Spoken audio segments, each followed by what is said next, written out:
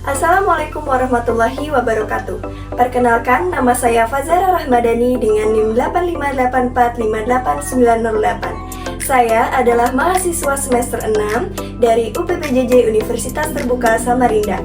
Adapun dua jenis percobaan yang akan saya lakukan pada hari ini, yaitu yang pertama, mengenai pertumbuhan dan perkembangan tumbuhan kacang hijau, dan yang kedua, yaitu pertumbuhan dan perkembangan hewan lalat buah.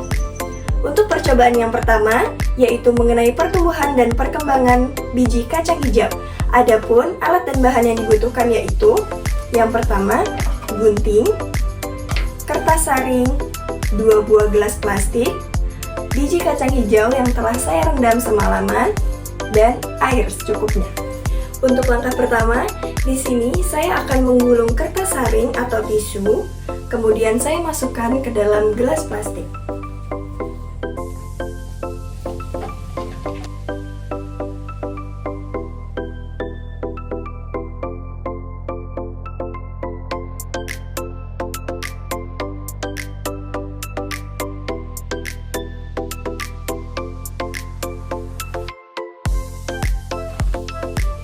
Kemudian, untuk langkah selanjutnya, saya akan menyisipkan biji kacang hijau,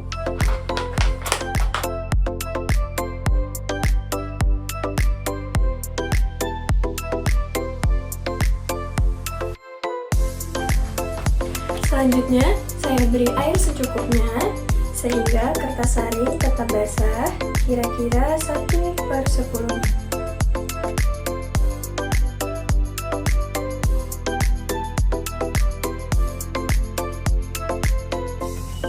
Baik, sekarang saya akan meletakkan dua gelas ini di tempat terbuka dan terhindar dari sinar matahari langsung.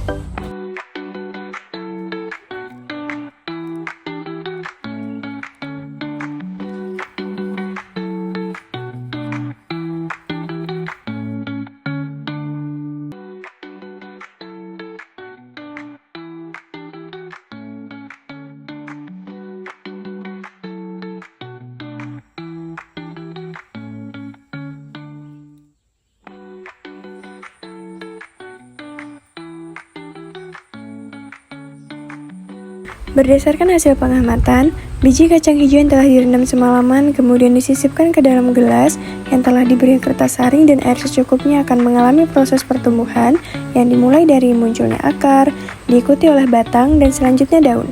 Kecepatan dan hasil pertumbuhan biji tersebut bervariasi tergantung pada faktor, seperti kualitas biji, suhu, ketersediaan air, serta intensitas cahaya matahari.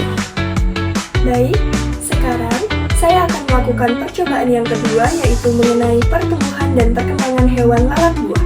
Adapun alat dan bahan yang saya butuhkan yaitu untuk alat dan bahan yang dibutuhkan yaitu lalat buah, mangkok dan sendok, pisang, tape singkong, 2 buah toples, kertas saring atau tisu, serta plastik dan karet.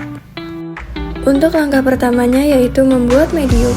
Pertama, haluskan pisang sebanyak 4 buah.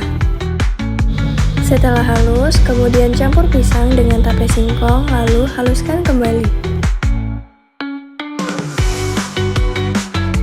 Setelah medium tercampur dengan rata dan halus, masukkan ke dalam masing-masing toples sebanyak 2 sendok.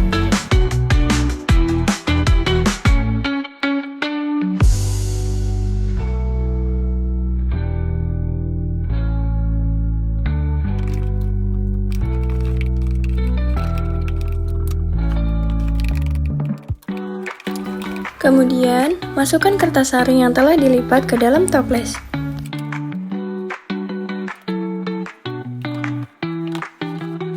Kemudian, langkah kedua yaitu menangkap lalat buah. Di sini, saya menggunakan botol plastik yang telah saya beri lubang, yang di dalamnya terdapat kapas yang telah saya beri obat untuk menangkap lalat buah. Langkah ketiga yaitu mengkultur lalat buah. Masukkan lalat buah yang terperangkap dalam plastik ke dalam toples kultur. Ketika mengkultur alat buah, lakukanlah dengan hati-hati. Di sini saya meminta bantuan orang lain dikarenakan ketika mengkultur alat buah saya sedikit mengalami kesulitan. Setelah lalat masuk ke dalam toples, tutup toples dengan menggunakan plastik, kemudian ikat dengan menggunakan karet. Lalu, beri lubang pada bagian atas toples agar udara bisa masuk ke dalam toples. Pada hari pertama, lalat sudah mulai beradaptasi.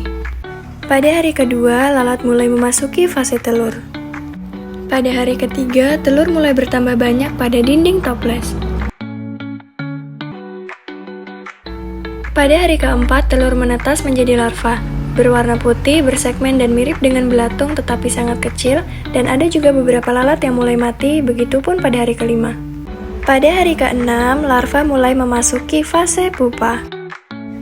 Pada hari ketujuh, pupa mulai menetas menjadi lalat buah. Pada hari ke-8, lalat buah semakin bertambah banyak. Pertumbuhan dan perkembangan lalat buah adalah siklus hidup yang melewati 4 tahapan sempurna, yaitu telur, larva, pupa, dan imago atau dewasa. Siklus ini berlangsung selama 8 hari, namun biasanya sekitar 9-14 hari, tergantung kondisi lingkungan, dan setiap tahapnya ditandai oleh perubahan bentuk dan ukuran tubuh. Kualitas lingkungan seperti ketersediaan makanan dan suhu sangat memengaruhi kecepatan dan keberhasilan siklus hidup lalat buah, karena jika tidak tepat, lalat buah akan mati.